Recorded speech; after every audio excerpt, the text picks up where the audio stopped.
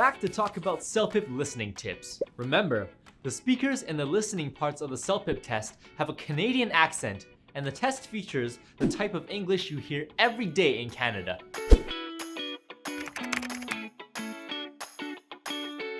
In most situations, even if you are listening closely and carefully, it can be difficult to remember everything you hear. When you take notes on the key points of what you hear on the listening test, you'll find it easier to remember what you heard.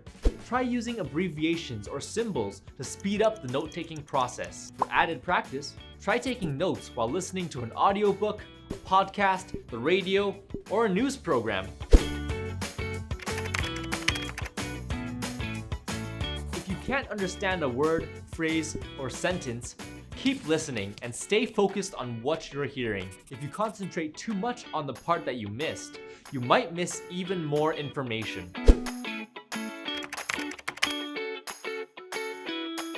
In some sections of the listening test, you have a set amount of time to answer one question. When that time runs out, you will automatically be moved forward to the next question. In these test parts, feel free to take the maximum amount of time to answer the question. In other parts of the listening test, however, you will have a set time to answer several questions at once. In these sections, if you can't answer a question, move to the next one.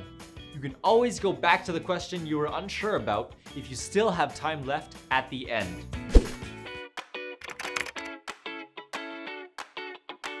Before moving on to the next question or section on the listening test, make sure that you've clicked on an answer choice. This is especially important on the parts of the listening test where there's no opportunity to go back and change your answer. Click that like button if you liked the video and leave your comments below. In our next video, we'll cover CELPIP speaking tips. See you there!